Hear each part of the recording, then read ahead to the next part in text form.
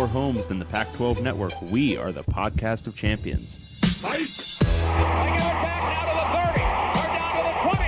All the band is out on the field. I'm David Woods from Bruin Report Online. And here he goes, Miles Jack. And I'm Ryan Abraham from USCFootball.com. Liner going to try to sneak it ahead. Touchdown, SC. We are the podcast of champions.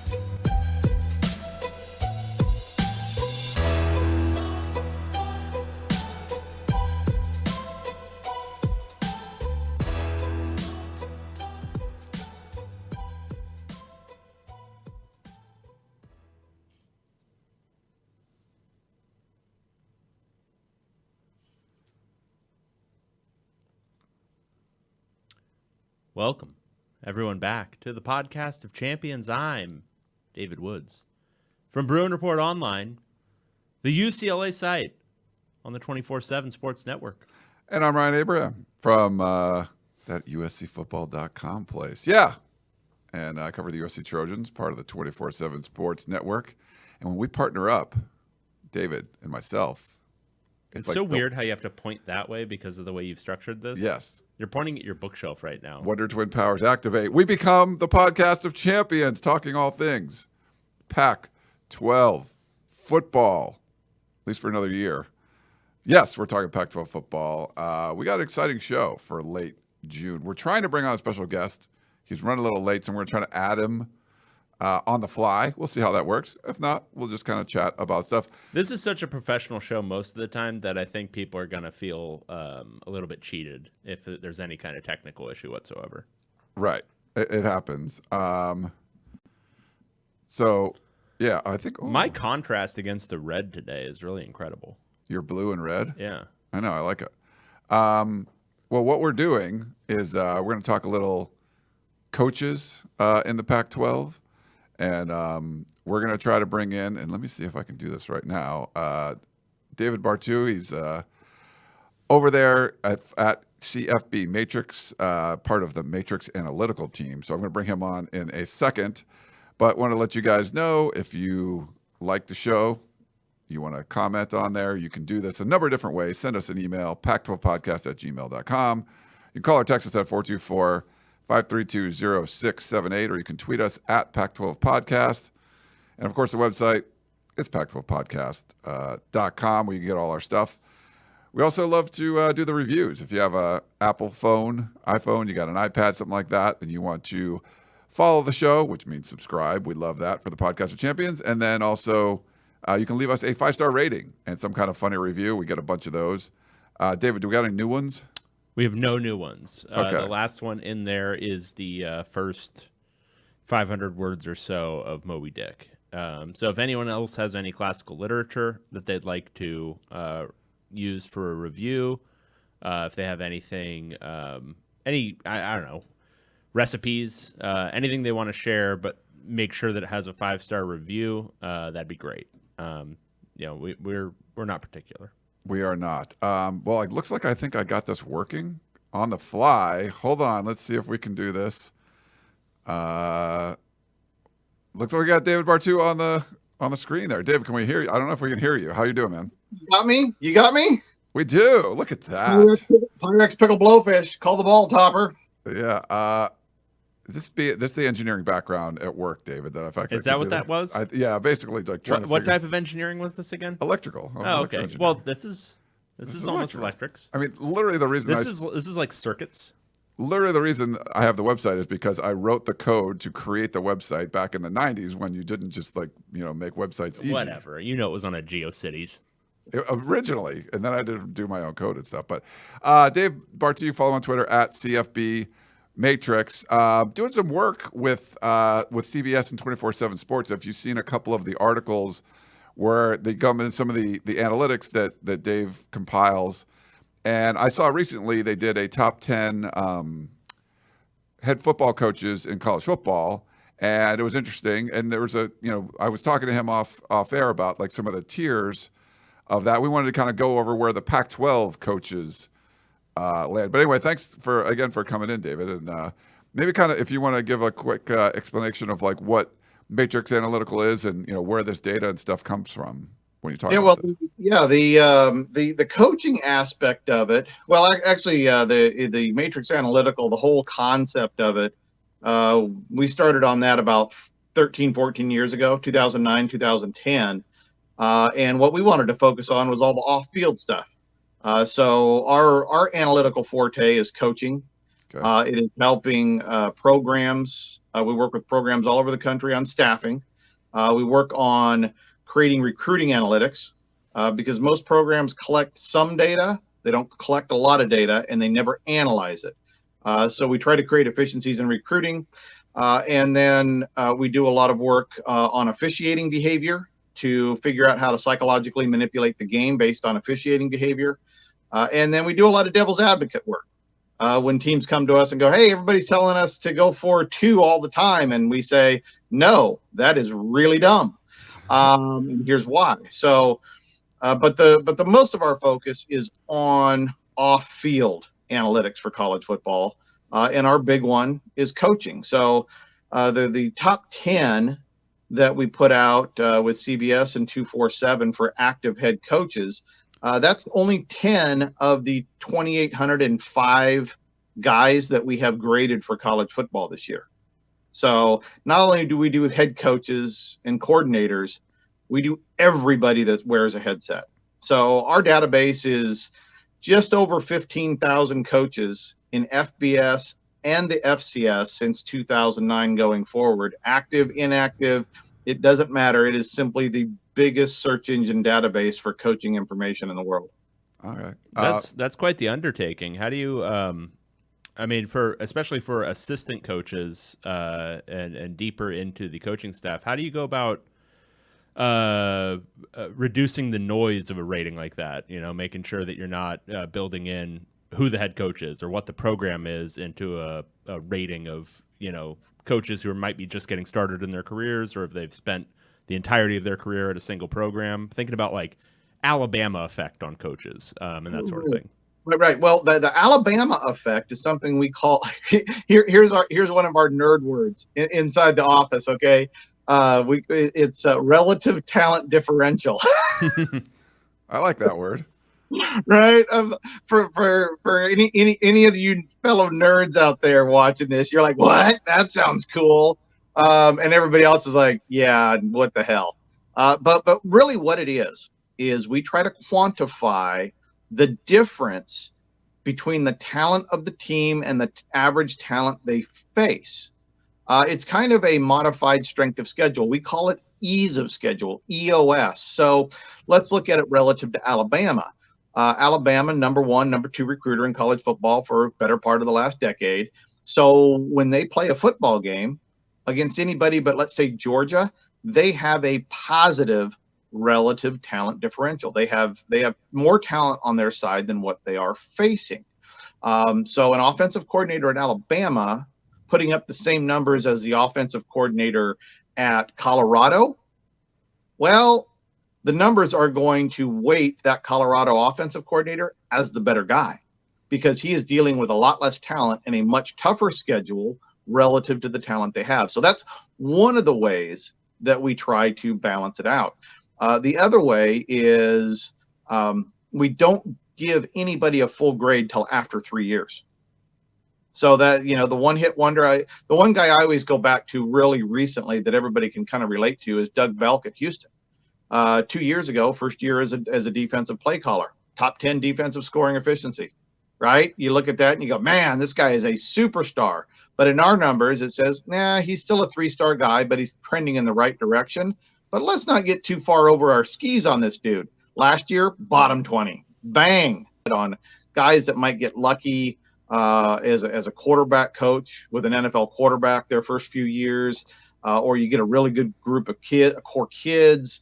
You know, so we really like looking at over time, and that's why like this top 10 that came out, the minimum requirement was 4 years of being a head coach at one or more places on this ranking.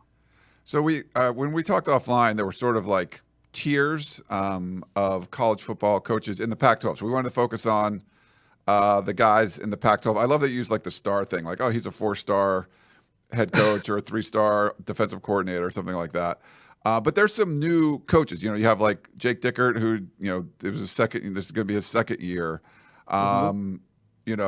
With like a guy like Troy Taylor, it's first year in FBS, but he's been an FCS head coach. So, I mean, how that factors in. And, a guy like Chip Kelly, he did NFL stuff too. I don't know if you incorporate that at all.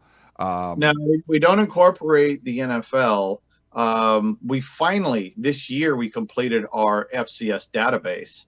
And for anybody wondering how we have 15,000 guys in there with all their names and titles, literally, they are all found one at a time and typed in one at a time. That sounds terrible. It is. But once that information, I mean, could you imagine trying to go back and trying to find all the information to catch up to us? Yeah, it doesn't exist. Yeah. I know where it's at. I know where to find it. I know how many hours it took, but we finally got the FCS incorporated in there, and so we have the FCS guys in there. We'll even look at Kleiman in the top 10 of head coaches. That was in large part because of his success at North Dakota State as well. Yeah. So we got the numbers on Troy Taylor, and we'll hit him in a minute here when we start going through our Pac-12 preview. So let's start with the tiers. We can start at the top. You had Lincoln Riley in your top 10, so I assume he's in the top tier. But who are the top tiers of the Pac-12 head football coaches? Okay, so we got Lincoln as five-star head coach. All right. Now the next two guys are actually, the next guy is 4.5-star, and the third guy is a 4-star guy. So we're gonna your first tier is 3 guys, and it's Lincoln, it's Kyle Whittingham, and it's Kalen DeBoer at Washington. So that is, in my opinion, your first tier of head coaches in the Pac-12. Lincoln has been in our system for 3 years. Kyle's been in it for 14. So having a 4-star grade over 14 years, you've been following USC football for a while. You know what the roller coaster feels like, right? It goes up and it comes down. So some of these coaches that have been in the system for a while, when I see a guy that's 4.5 stars that has been in the system for 10 plus years, I mean, this guy's gone through tons of kids, tons of staffing changes, probably multiple schools, and he's still performing at a high level. So I think the one guy, I mean, Kyle doesn't surprise anybody. Lincoln doesn't surprise anybody.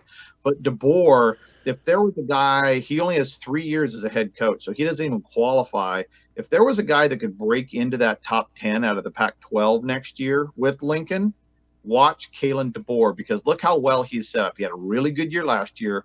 They're building for a bigger year this year. They got a first-round NFL quarterback. I think DeBoer is a guy to really keep an eye on, not just for next year and getting better. This is a guy that down the road could be a target for an Ohio State if Day leaves, to replace Saban in Alabama. We think he's got superstar potential written all over him as well. Nice. And he's worked at the NAIA level. Is there any thought to, I don't know, you said the FCS challenge was pretty difficult, but adding even further down into the tiers of college, give him more college work. Athletics? Oh my God, I couldn't even imagine trying to go back and trying to find something. Well, the difficulty there is lack of play-by-play data. Yeah. Right. And so we've now been able to compile every play of every game since 2009 on both sides. So that's how we're able to analyze wide receiver performance, DB performance, offensive line performance. We've got to have the per play stuff. And we just don't have that kind of depth at the Division II, Division III level, NIAA. Yeah. So what would be the next tier? So our tier 2 of guys. Now, Ryan, I think you and I talked about this. So I'd normally have you try to guess who's at. Oh yeah, we could have David guess. All right. Give me a name in the tier 2. Tier 2, you're going to have Chip Kelly, based on the Oregon years. And then I would guess Lanning hasn't coached enough, so he's not going to be in there. Fish hasn't coached enough. God, Wilcox isn't going to be in there. I think you're naming the bottom tier. Yeah. Dude, look. Does that help? Oh, can you That's see? He can't see it. Jonathan Smith. Beaver hat. Does that work?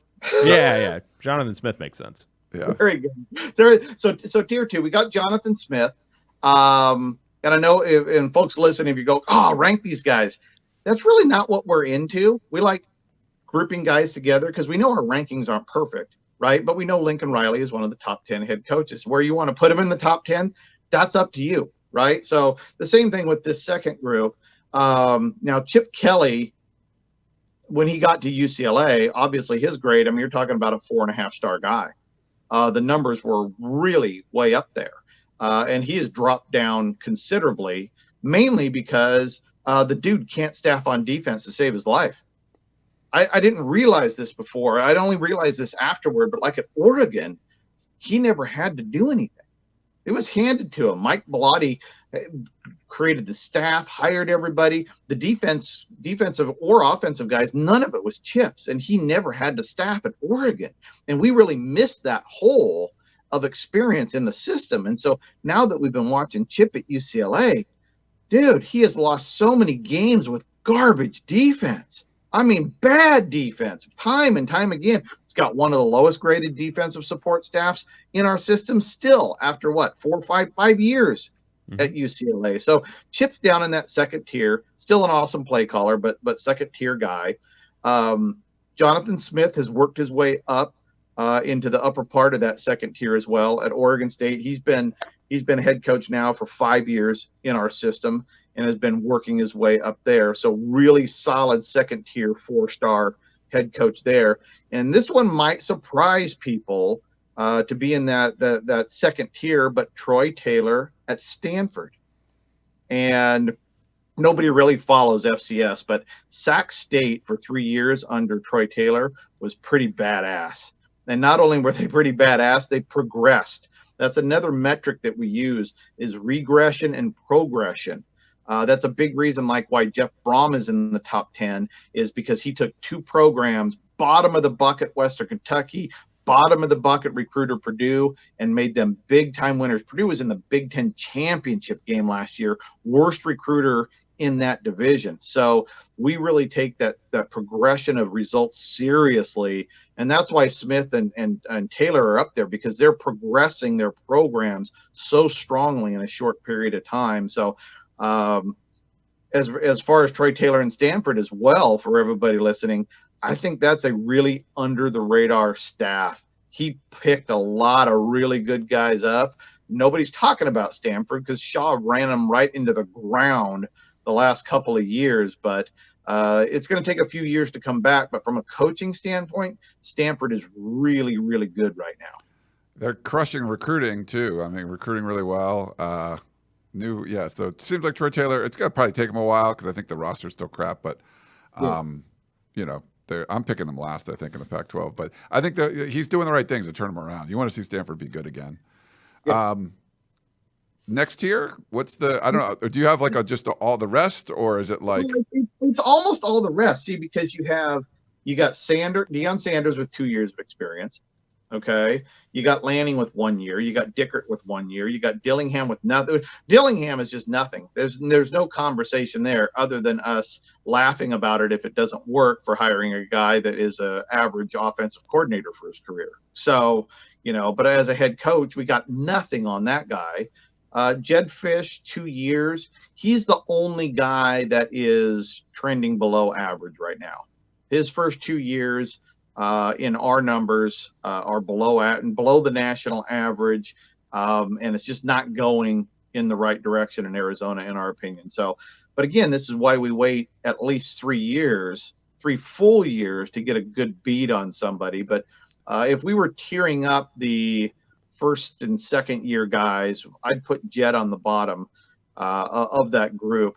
Deion, we got Deion at the top of that group of the 1 and 2 year guys. He had a really good run at Jackson State. He recruited very well, and he actually staffs really good for the most part, especially on the defensive side of the football. I don't like his offensive defensive coordinator pairing this year. I think it's going to really hurt them because Lewis is going to run 100 plays a game, and Charles Kelly is used to defending 60, and that was a decade ago. Plus, you have all the turnover of the kids, so I think they'll be happy to win a football game. But it'll be interesting in terms of the direction for that. With Lanning and Dickert, they basically had the same year last year. We have them as, 3-star guys right now with an above average first year, and we'll just see where it goes with those two. I got an interesting nugget about Lanning, though. He is the only guy that we've been able to find, only head coach in 2022 that made 4th down decisions against the analytics that lost him 2 games. Bunch of guys lost 1 game making bad analytic decisions. He's the only one in all of FBS football that made 2 4th down decisions that directly cost him 2 football games. Was this not going for it or going for it? By going for it. Oh, when he shouldn't have gone for it. Oh yeah, by going for it. It is. David loves going for it. Yeah, by going for it. Going for 2 is the same thing. There were only 4 games last year where going for 2 affected the actual outcome of the football game. 738 FBS versus FBS teams last year. 738. 4 were affected by going for 2. 1 of them was a winning game.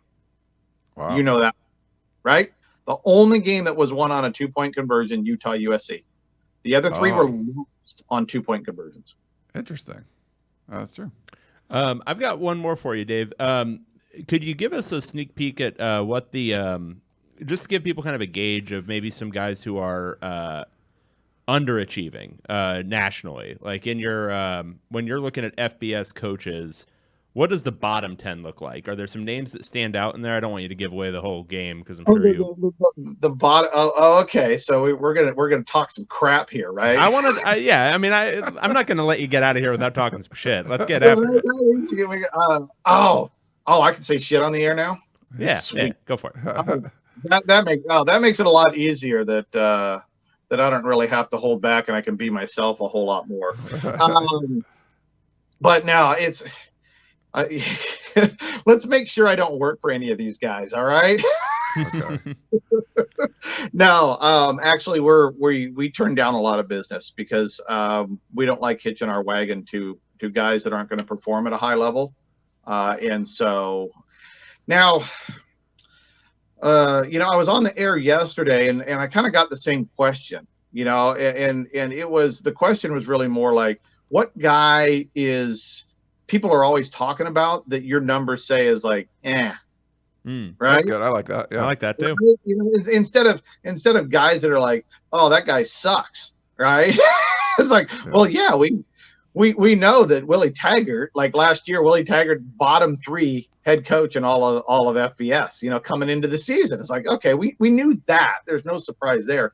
But how about guys that the media is always in love with, and it makes me and my business partner go, huh? What? One of them has always been since day one, Jimbo Fisher. Okay. Oh. Always, since day one, everybody's like, oh, Jimbo's going to bring us the national title. Dude, Jameis Winston ain't walking down that hall ever again. He ain't winning a national title. He's a good above average head coach. Okay, he's a great recruiter. He's a very good staffer. This is a top 20 staff overall. But the weak link is Jimbo Fisher. That's the weak link on the staff. They have top 10 recruiting. You put any number of guys. You put Kalen DeBoer at Texas A&M. I have no problem somebody betting them to win a national title in the next 3 years. Okay, you put Lincoln Riley at A&M right now, national title contender, no question in my mind. Right. So I think Jimbo is slightly overrated, not hugely, but I don't think he deserves the national greatness of attention that he gets. The other, let me see here. The guy I looked at yesterday, the one that always confuses me is Mark Stoops at Kentucky. He can. He doesn't have high expectations, right? He can win like 8 games a year, and everyone's happy, and he just kind of does his thing, Right, but everybody's always talking about him like that he's in line for the next jobs, right? And I have personally been working with the ADs for four of the last five biggest head coach hires of the last 2 years. I've worked with 4 of the 5 programs. The only program I didn't work with was USC. And not one of them had Stoops even on the list. We never even pulled a report on the guy. Yeah. So I don't understand that one very good. Going down through here, I think Matt Campbell gets a lot of run, and I don't think he's all that. I don't think Gus Malzahn gets enough run. Everybody talks crap about him. I think he's better than he is. Dana Holgerson, there's one on the list. That guy is way overrated. He has been in our system for 12 years, and only one of those 12 years has he performed above the talent expectation of his team. Once. So the numbers are not a big Holgerson fan. Oh, and Mel Tucker, what the hell? Holy shit. How that guy got that contract. I mean, you give him a 6-6 team, he's going 6-6. You give him a 12-0 team, he's going 12. He is going to be average as hell. Speaking of big contracts in the Big Ten, last one before I let you go, the James Franklin's name comes up a lot on big, he turned around Vanderbilt. Like Vanderbilt only had 3 ranked seasons in their history, and he had 2 of them in his 3-year run. What is his? Where's he kind of rank? Oh, I'm totally biased towards James Franklin because first big call I ever got was from him. I was out getting limes and tonic because I was out of limes and tonic on spring break. It was 8:30 in the morning, and I was going to get more limes and tonic. And I'm walking back, and the phone rings, and it's a Nashville area code, and I'm like, spam, but I'm going to answer it anyways, right? Oh, hi, James. Oh man, but now he's top 30 coach. Okay. He's taken a little bit of a step, but he's still really rock solid. Look, the guys around him, Matt Rule, Gus Malzahn, Jonathan Smith, Kalani Sitake, Brett Bielema, Jamie Chadwell. I mean, he's really good in terms of results. He's an excellent staffer, really good at staffing, and he's a rock star recruiter. I would say his weakness is the on-field result overall. But still a really solid head coach. I think he deserves a lot more run than, let's say, a Stoops or a Holgerson or guys like that. All right. Well, Dave Bartoo, go check him out on Twitter at CFB Matrix. Thanks so much for sharing the insight. Looking forward to more articles on CBS and 24/7 Sports paired with you guys. So thanks again. The next one coming out, you are going to have me back on because nobody's ever seen it before. First time in the history of college football, and it is just absolutely badass. And there's a couple of USC guys in there. All right. Well, We'll check it out. Thanks Dave. Take care, man. Thank you. Yep. All right. Dave Bartoo. Nice job. I don't know if you guys saw, David, I don't know if you saw these. So that's why I kind of called them up. We've had them on before. But the whole the first one was I think it was the 10 best coaches, just sort of overall. It could be Ohio State's wide receiver coach. They would rank all of them. And Lincoln Riley was up there, but it was more for his quarterback development and offensive coordinator than being a head coach, And then the last one was just head coaches. And I was curious about the Pac-12 ones. And I'm interested to see what some of the numbers are. But people love talking about the numbers. I think those articles have done really well on 24/7. But yeah, I don't know. It's pretty interesting. I kind of like that stuff. Yeah. I know you hate when work happens and stuff. No, I love it. He kind of crapped on Chip Kelly's defensive, staff, which hiring. is so weird because he got an extension. A lot Chip should be in the top tier. A lot of what Dave says, you can grade an analytic system a lot of times by smell test, and I would say, so I would say it coheres with what you would think, right? And even the names he was saying is guys who are underrated, like Gus Malzahn. Yeah, a chronically overrated guy, or chronically underrated guy. And so all that stuff kind of makes sense. The one thing, and this is my first question to him, and this is the trouble with any kind of analytic system that is grading people and not teams and programs, is you've got to remove so much noise to make it make sense. Yeah. You've got to remove so much noise to isolate on an offensive coordinator and say, no, that's the offensive coordinator. It's not the effect of the coach. It's not the effect of the program. It's not the effect of the players he has. It's just the offensive coordinator. And there are some truly elite offensive coordinators who are going to be obvious, and there are some truly bad offensive coordinators who are going to be obvious. But grading the middle, like when you're looking at, Noel Mazzoni, like how do you grade him relative to the situations he's been in, all those different things? Does he just, does he raise the quality of any program he's in, or does it have to be certain circumstances? And that's the stuff where I think this is a great framework for understanding that, but you do have to be a little bit careful with how you kind of get too deep into it. Yeah. It's interesting to see, and we have so many young coaches in the conference. We don't know where they were going to be. It doesn't sound like he was super. I didn't get the Dan Lanning picture. Here's a good cigar one of him. Didn't get an impression that he was super impressed with Dan Lanning or Lane. Well, Lanning. I liked what he said about that because he said Jake Dickert and Lanning had basically the same season last year, which if you're looking at their records, no, of course they didn't. But relative to their programs, they had basically the same season. Yeah. Washington State had about an average season for modern-day Washington State. Oregon had about an average season for modern-day Oregon. So they're building that in, like the program effect on some of these coaches. Looking at his top 10, you've got kind of the usual players, and I'm always kind of sitting there like, well, Lincoln Riley's entire career has been at Oklahoma and USC. That's his entire career.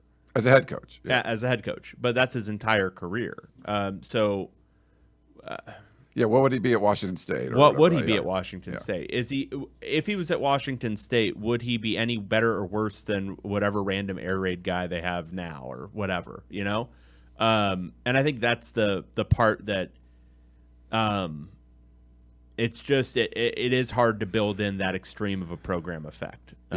Because USC and Oklahoma are tier 1 programs. And if you look at his top 10, the top 5 in there are all tier 1 programs. So unless you feel like hiring is perfect and it's a perfect game, that, all of these best programs are hiring great coaches, like Ryan Day, you stick Ryan Day at Stanford, I don't know, is he fired within 3 years or 4? What do you think?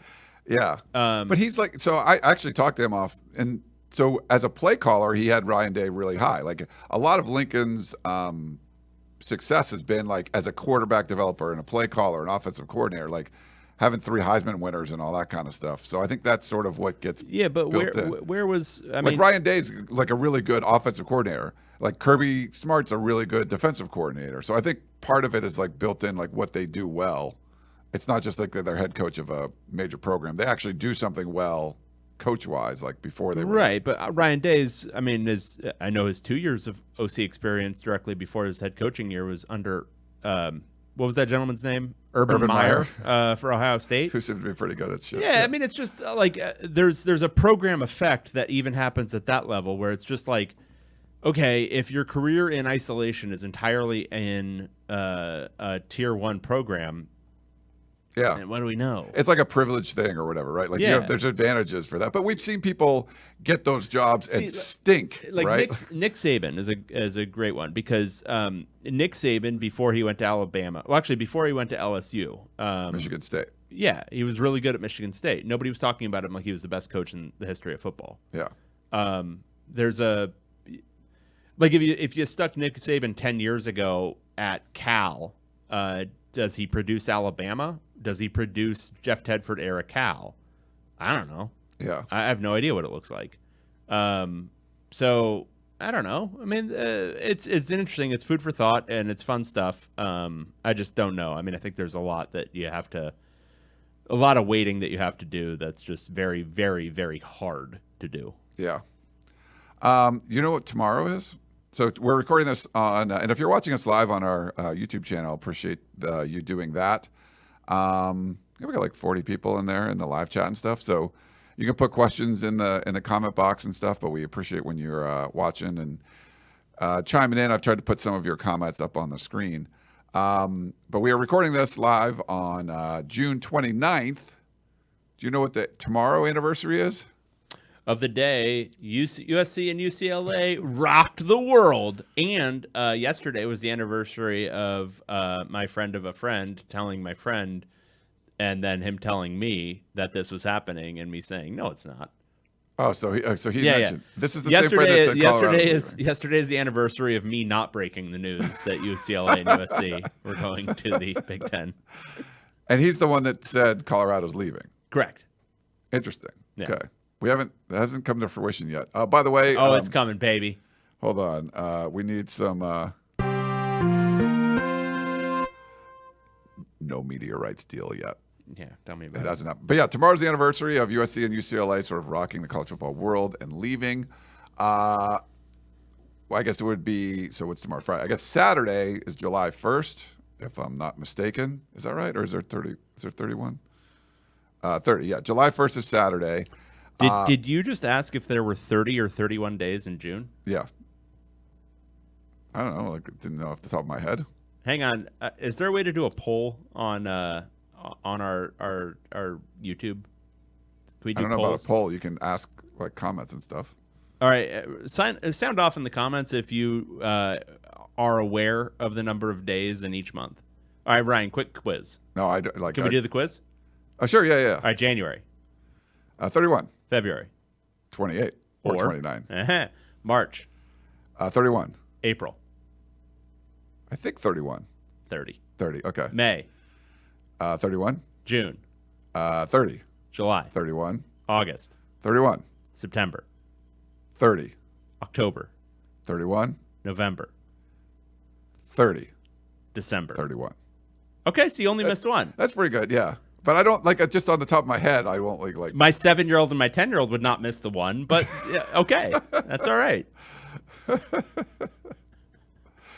Nice. Yeah. There's people are talking about like the use your knuckles. Like there's different methods. Like I don't know. I never really remembered a method or whatever. Wait, what were we talking about?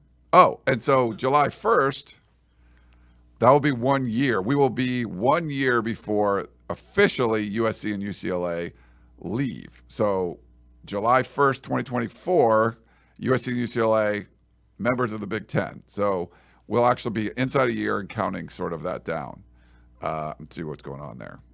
It's a little crazy when you think about it. Like the schedule stuff kind of made it real.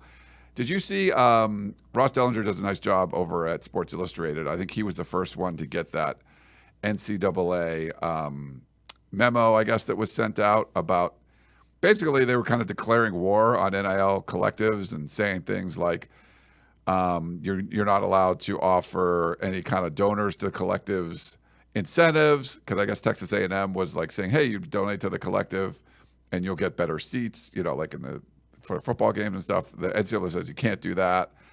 Anyone, like if it's a collective that's obviously associated with the school, they're treating it like a booster group, so you can't be involved in recruiting. Like it's basically saying like collectives, you can't do what you've been doing, or at least the more aggressive ones are doing. So it was a kind of an interesting memo. I don't know if it has any teeth or anything, but it's sort of like the NCAA is trying to, if they get some sort of congressional help with collectives or whatever, NIL, that's one thing. But this is sort of their like attempt at saying like, you can't do this. But I think not everybody, but a lot of the more aggressive collectives like the Tennessees and Texas A&Ms and Miami's, like they're doing all that kind of stuff. I don't know if you saw it and any thoughts on it, Dave.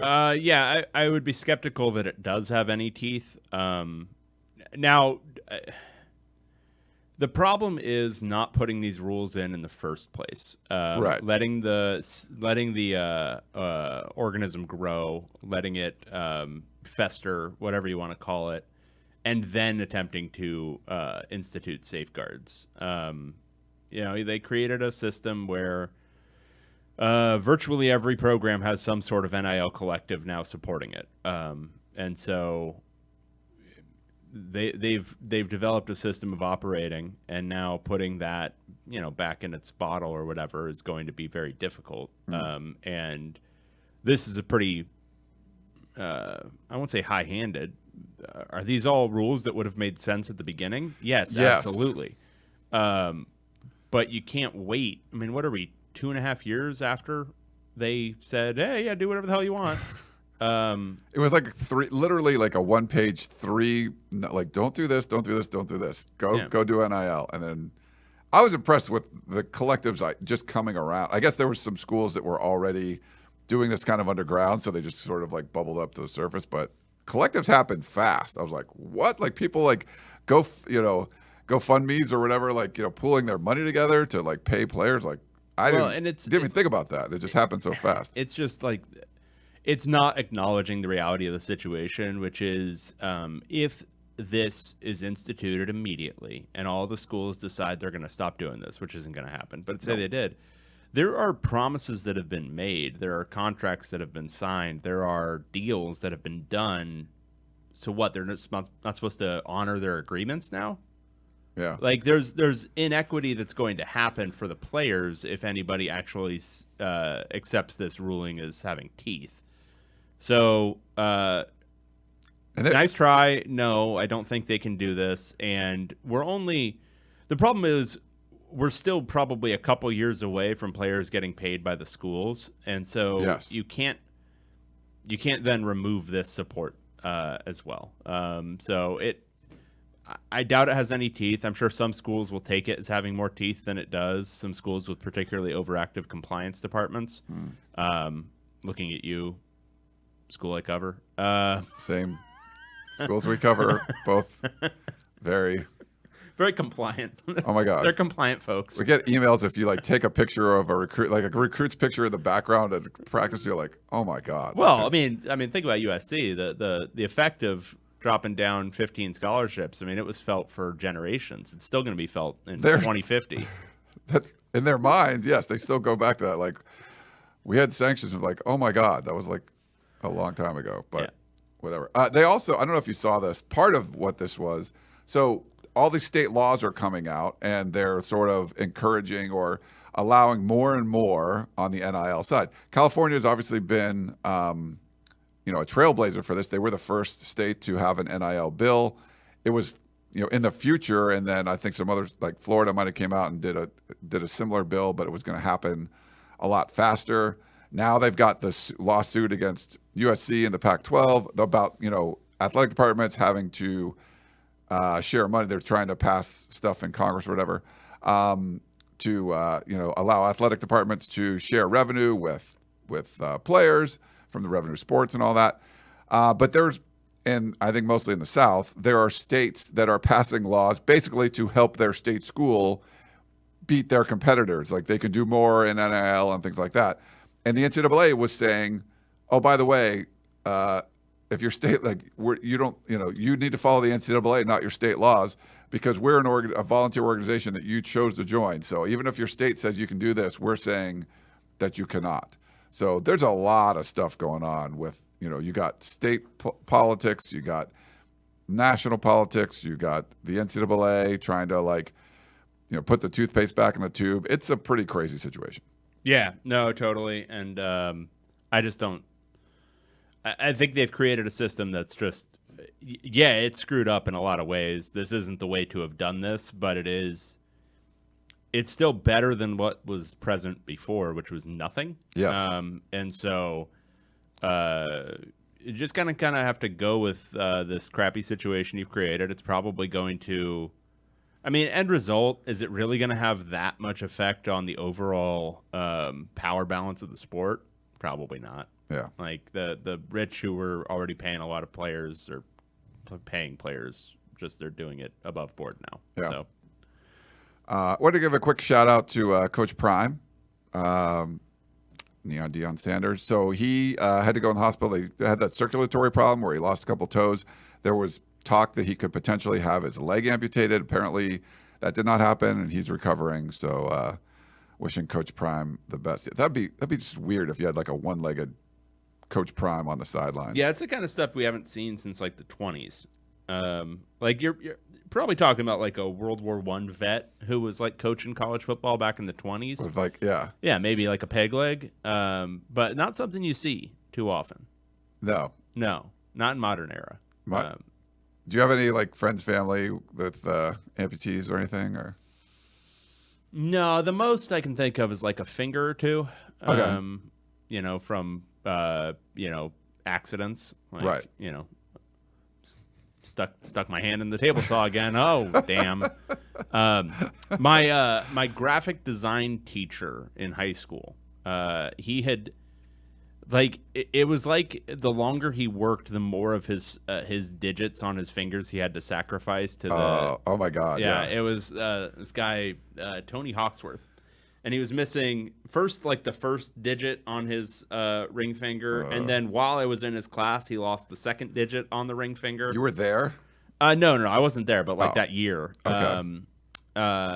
Yeah, fun times. No, it's good. My uncle, my mom's brother, so like he's actually a godfather.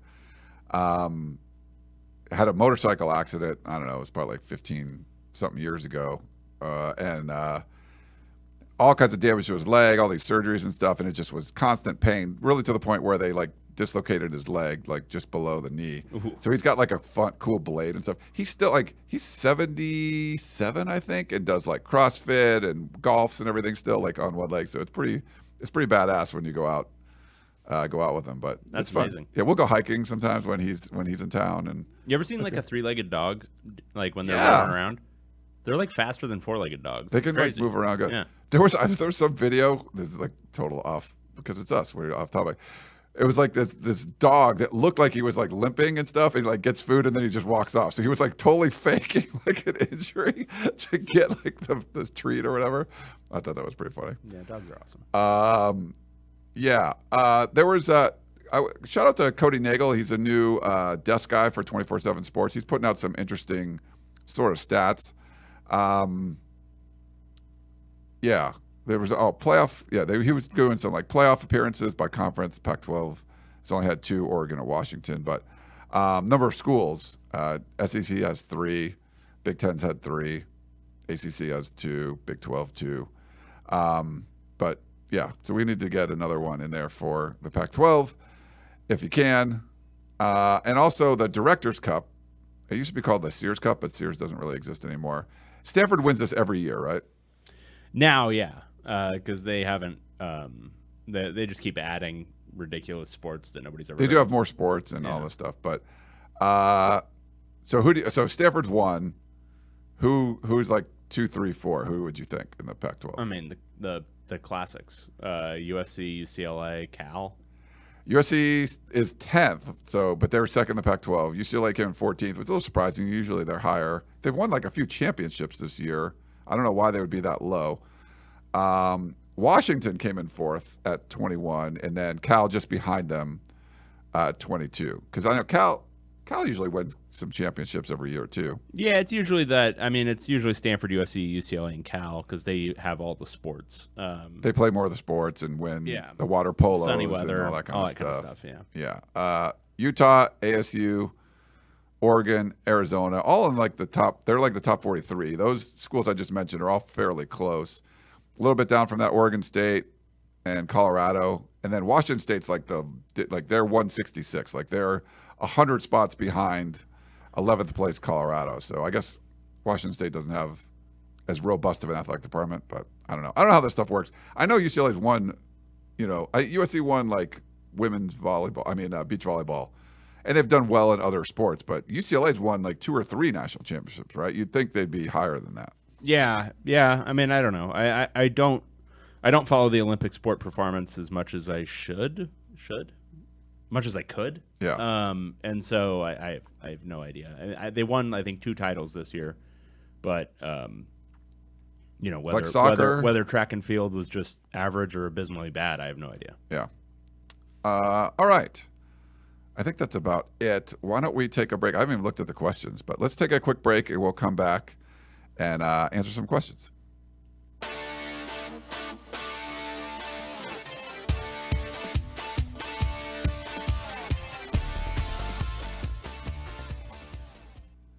How was your break?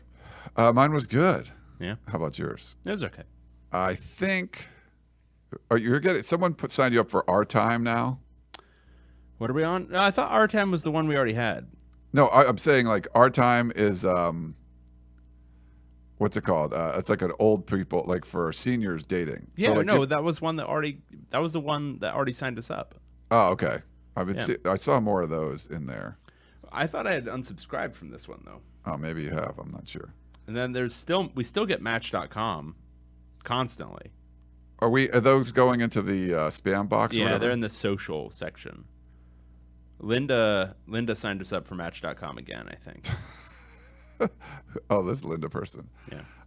Yeah, I got a chat one. We'll put up there to start, and then I'll do it. look to see. Alex, Ryan, Dave, question: what kind of leg would you get? A wooden leg, peg like a pirate, a fake leg, or one of those springy new age metal legs? So, I mean, from what I understand, it's not like an enjoyable experience to be on one of those legs. And if they're cheaply made, you can get like abrasions. You get a lot of soreness and stuff. So I got to go new age. Yeah. You know, got to have like the best technology for that because, you know, it wouldn't be great to lose your leg. No, and I'd put it bottom tier. Yes, my uncle has like, so I mean, there's pain involved, like it has to fit right on your knee, and like he's a Army veteran, and so like he worked with like the VA for a while, but then you also have to kind of put your own money in because they're expensive, you know. And his blade though is pretty cool. Like he can hike and run around and stuff, but you don't always want that. You want like a regular one you could wear a shoe with.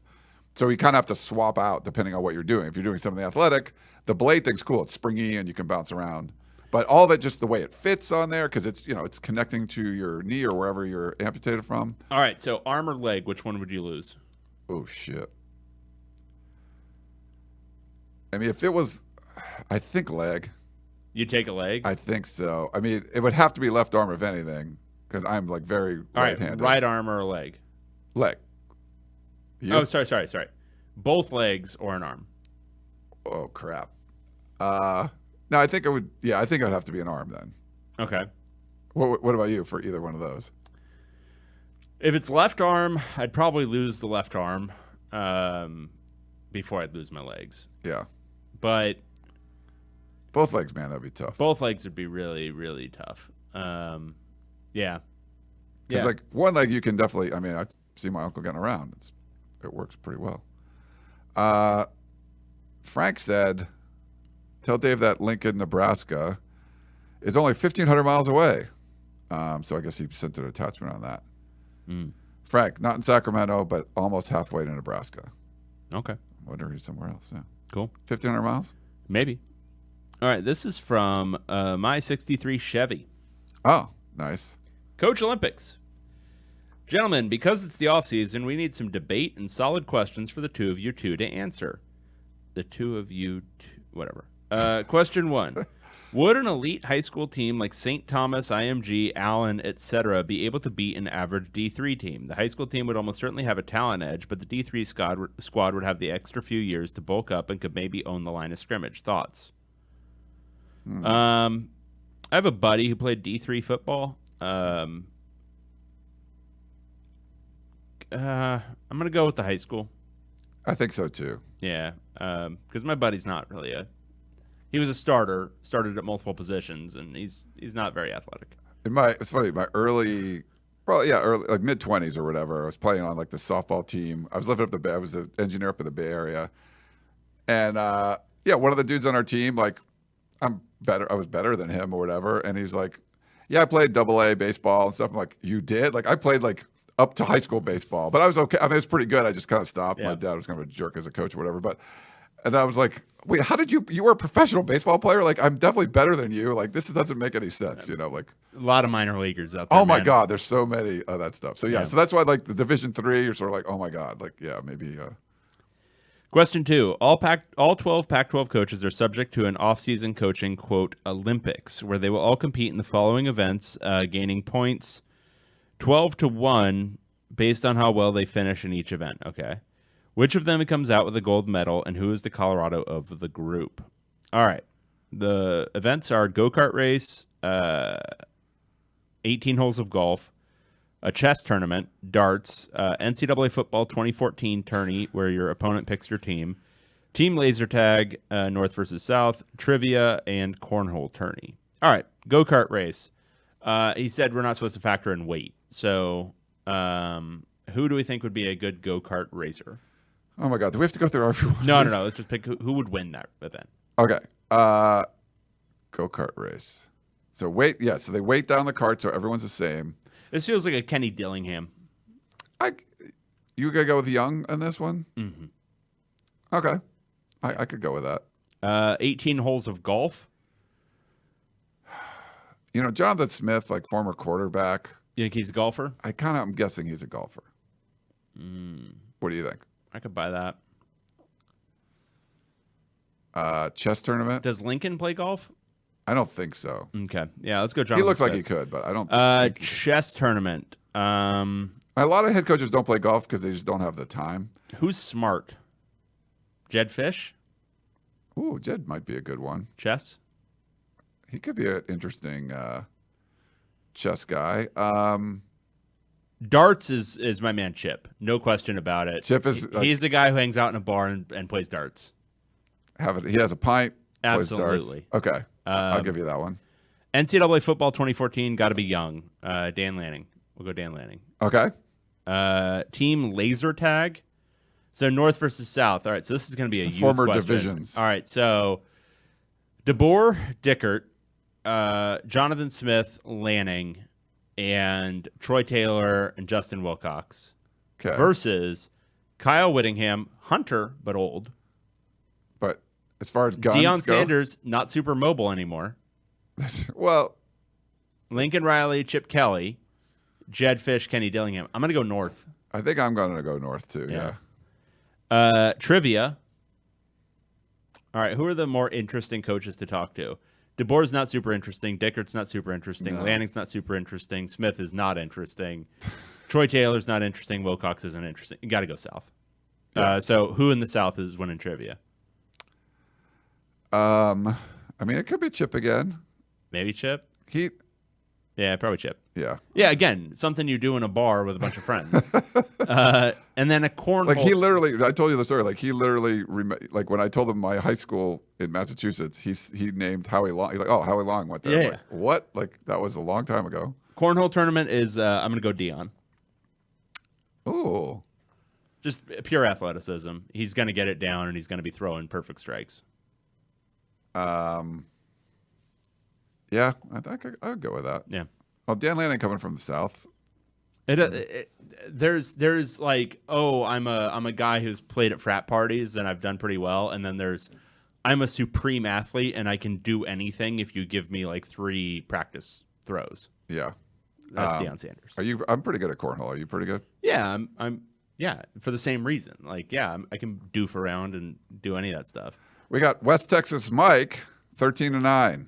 Sigh, gentlemen. It brings me no pleasure to bring this so long ago matter to your attention, but I'm curious to hear your 2 divergent perspectives about Hang's Head, 13-9. I was listening to a goddamn Irish show the other day, and when recounting USC's history over the past 20 years or so, one SOB mentioned the 2006 game against the Bruins and added that USC, quote, choked. Now, we all must agree that the goddamn Irish have no right to open their goddamn mouths when it comes to the subject of choking. But I asked a friend of mine, and he said, yes, by every definition, it's a choke.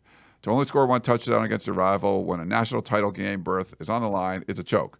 Note, I'm including Wikipedia's definition of choke in the sport at the bottom. So in these nearly 2 decades, have I been wrong for putting too much emphasis on the clause that defines choke as, quote, failure when the event is more important than usual? I always chalked up the loss to lack of discipline, boredom, arrogance, the sorry-ass Pete Carroll coaching tree of Sark and Kiffin. This was USC's 5th season of high-stakes football. That meant a hell of a lot, but I wouldn't define it as more important than usual. And then again, it wasn't like it was Liner Bush and White back there. These were, in many cases, a new generation of Trojans who then turned around to go on and hammer the 11-1 Wolverines in the Rose Bowl. You see the seesaw I'm on here? So, have you 2 seen this game at the time it happened and today? Vegas Mike. Okay. So 13-9 is a complex one for me. West Texas Mike, sorry, in yeah, Vegas. 13-9 is complex for me because I didn't watch the first half live because I was taking the LSAT that day. So it was like a spiritual experience coming out of the LSAT, seeing, calling a friend, hearing what the score was, listening to it on the radio, deciding whether I'm going to go to the Rose Bowl from Southwestern Law School or whether I'm going to go home. I went home.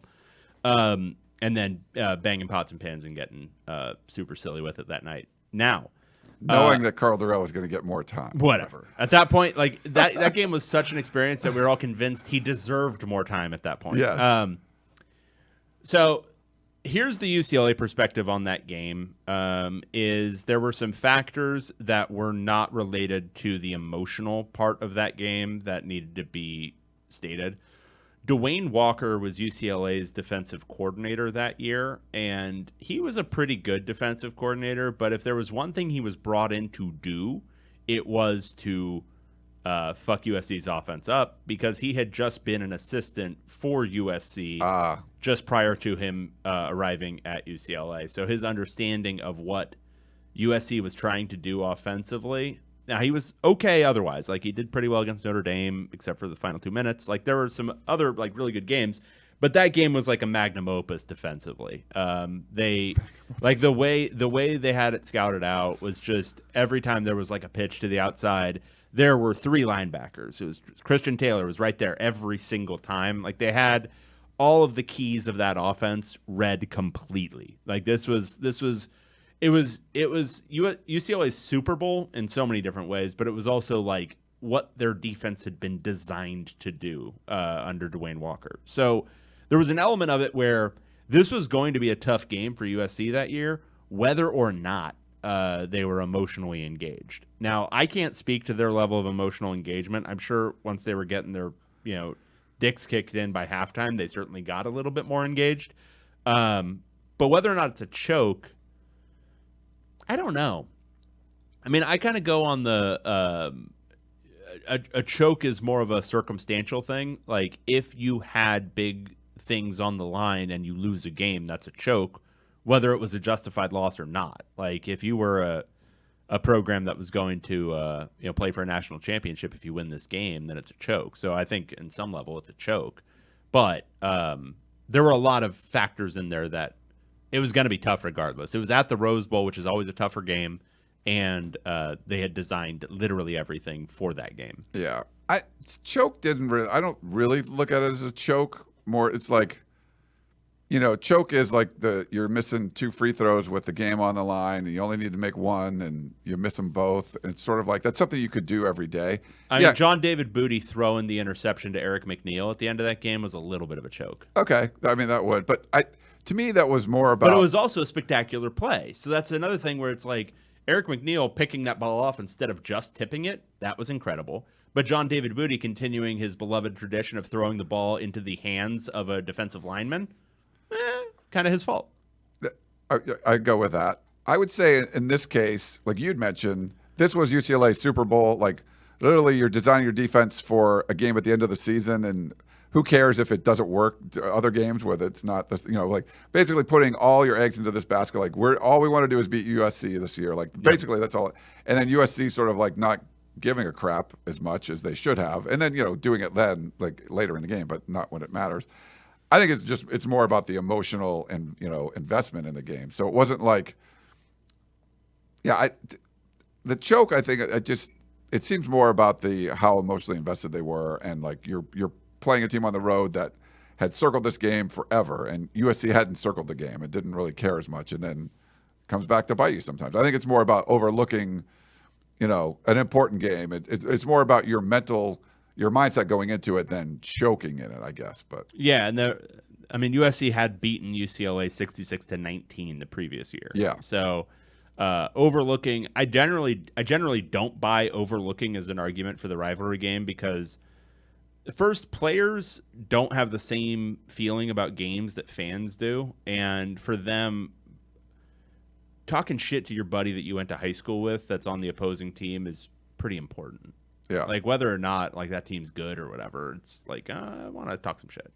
And so I don't usually buy it, but that game that season makes a lot of sense as something where USC is like, well, we beat this team by 47 last year. Like, we're going to be okay. We're good. They're not. Yeah. It's just one of those things that you can. Yeah. But obviously, you still had a great game plan and all that stuff. So, but yeah, I would tend to not be on the choke side. But no. All right. This is from Alfred Boomslang.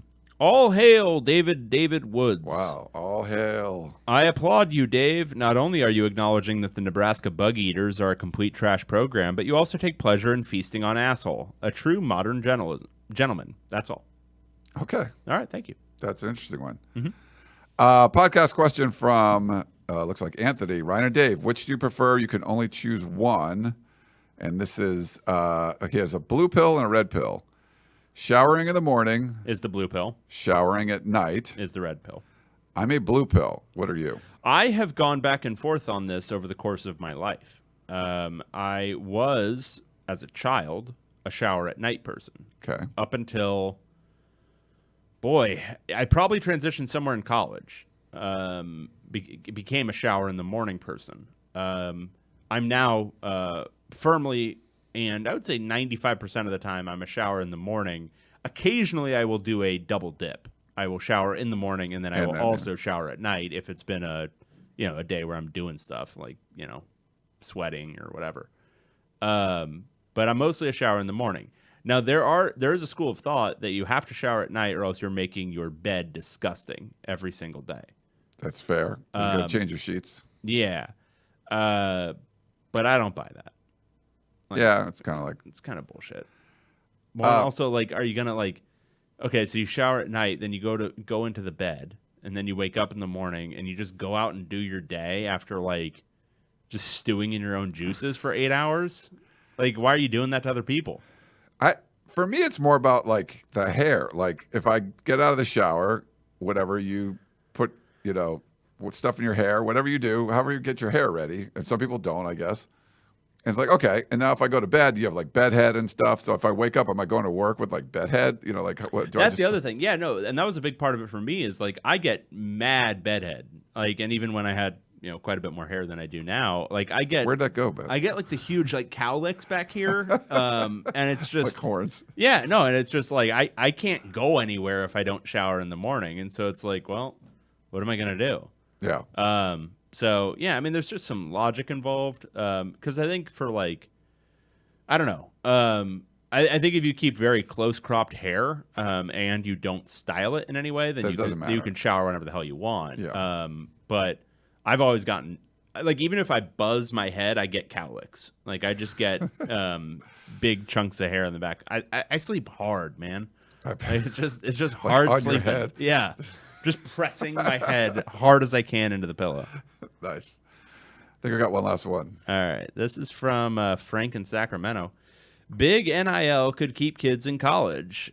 Stu and Bruce on the Audible podcast had an interesting point this week about kids deciding to stay in college rather than turn pro because of great NIL deals they could get. They gave the example of the Arkansas quarterback who will make a lot more money staying for one more year than he would as a third-string backup NFL player. I got to thinking about Caleb Williams. If he had another great year and became nationally famous, he could be approached by a national brand to spend his senior year in college for some astronomical amount of cash. He might stay, ...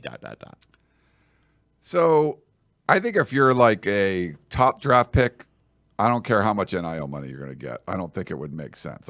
You would only be because you just want to be in school. Yeah, maybe the money is great, but you're not going to compare to being a first round or, number one overall pick. I don't think you're going to get that kind of money.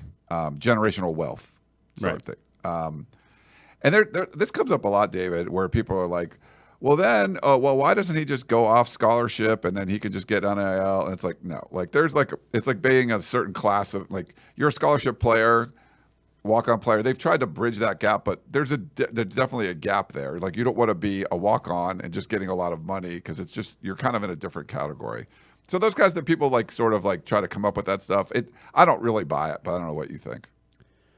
Yeah, I mean, I think the middle tier is where it makes sense, but I think you're right. I don't think anyone's passing up, and this goes for all sports. I don't think anyone's passing up top tier NBA draft money. I don't think anyone's passing up top tier NFL draft money.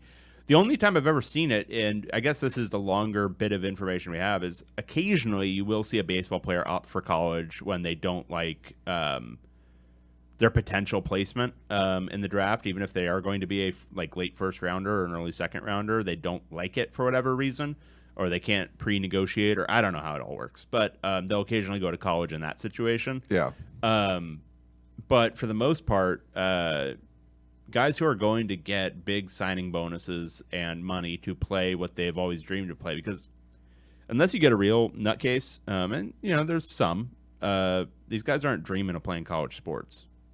The dream is playing pro sports. So even if the money is equal, they want to go to the pros and they want to live that dream. And it depends on your position too. You'd like to, get in there and get into camp and learn. If you're a running back, you only got so many years of, of playing. Like you'd rather use that.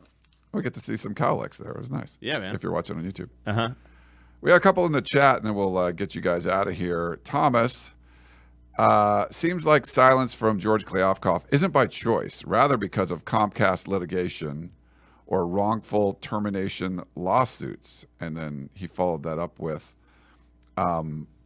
notice Wilner is only referring to the cases elliptically, trying to remember if someone has said something public recently. We haven't heard from Kliavkoff. There is pending litigation. There's negotiation and stuff going on.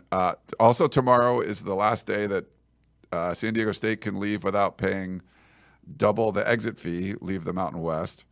I don't think we're getting a deal before then. I don't think San Diego State's going to be joining before then. So it's either going to be San Diego State doesn't joins in 2025, or somehow comes up with the money.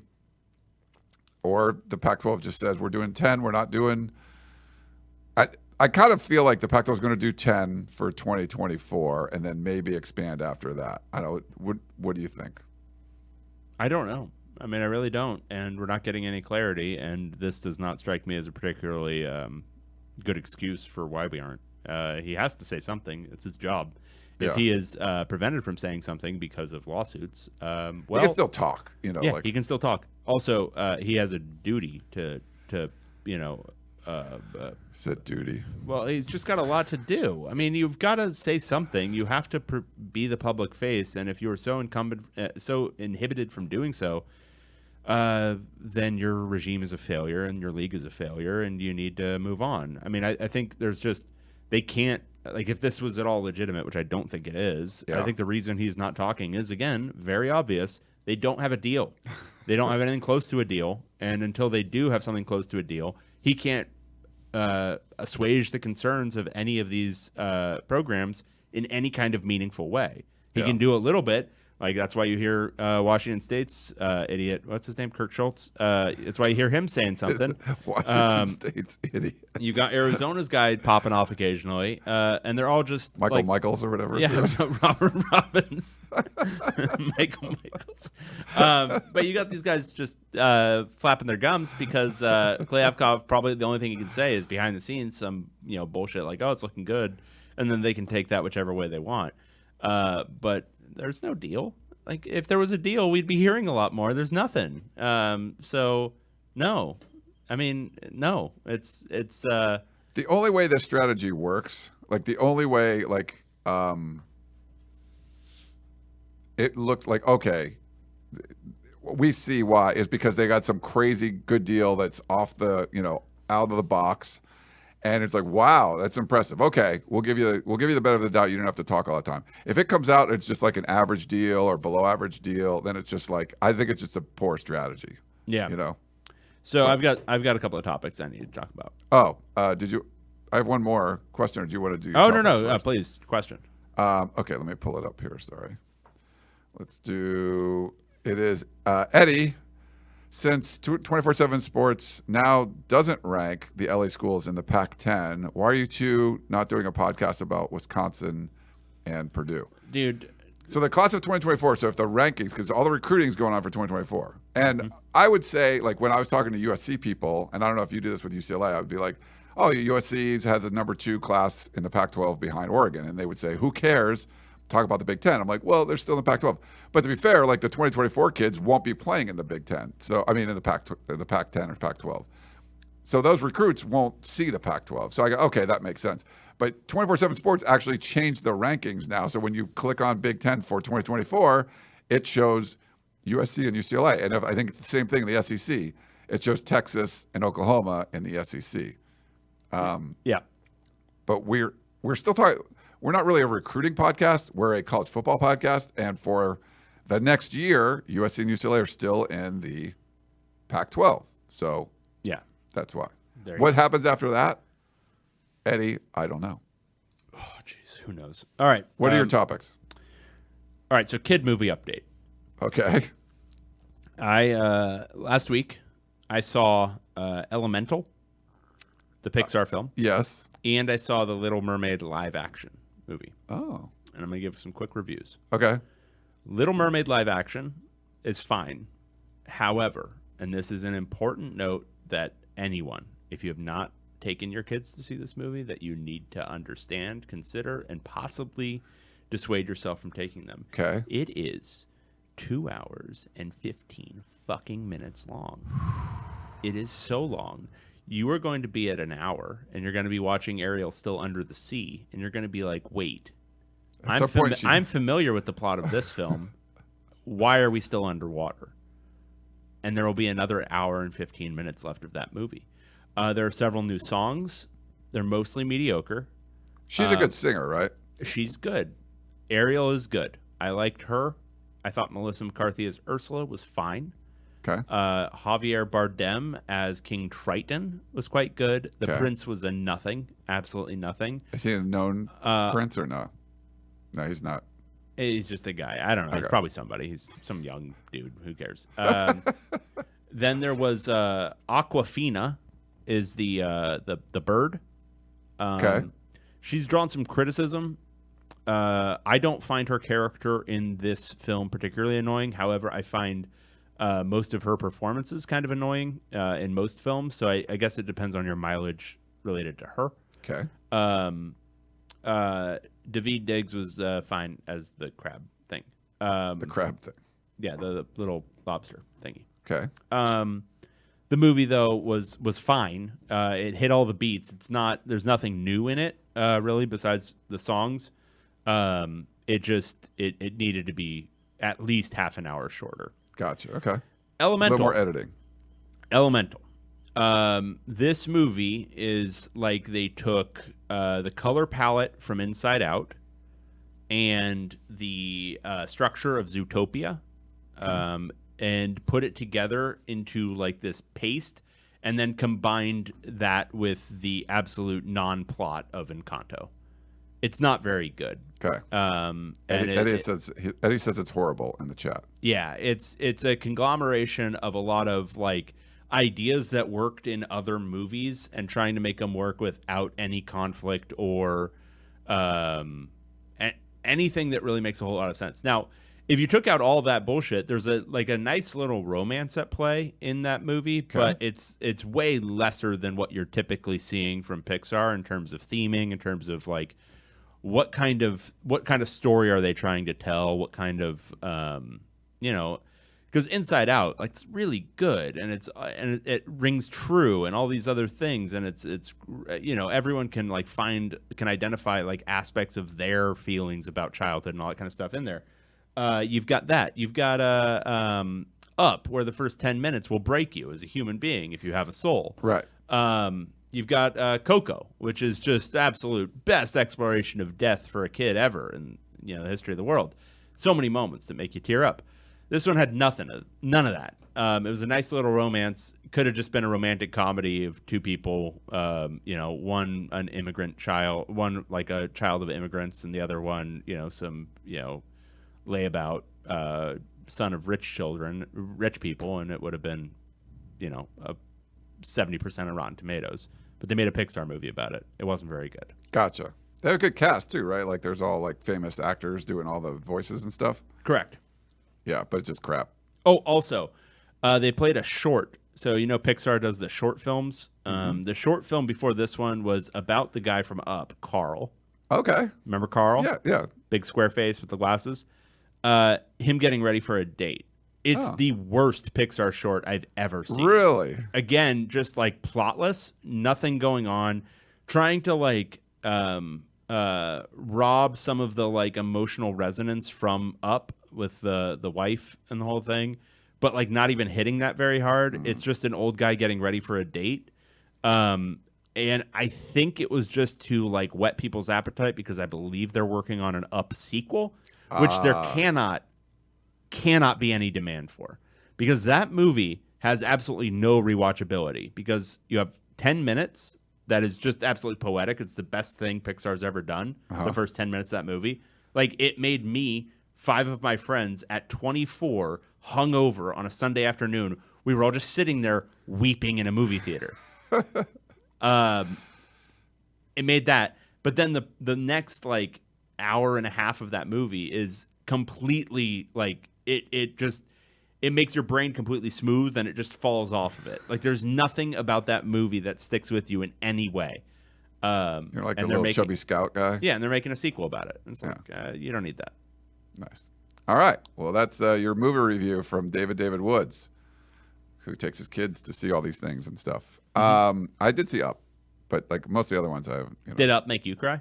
Did you cry at the first I think 10 so. minutes? Yeah, I was very emotional. Yeah. Oh, dude. Yeah. No, that's like. Yeah. I mean, it's good. It's well done. Oh, it's really good. Yeah. Toy Story 3. The end of Toy Story 3, that also fucked me up real bad. I don't remember that one.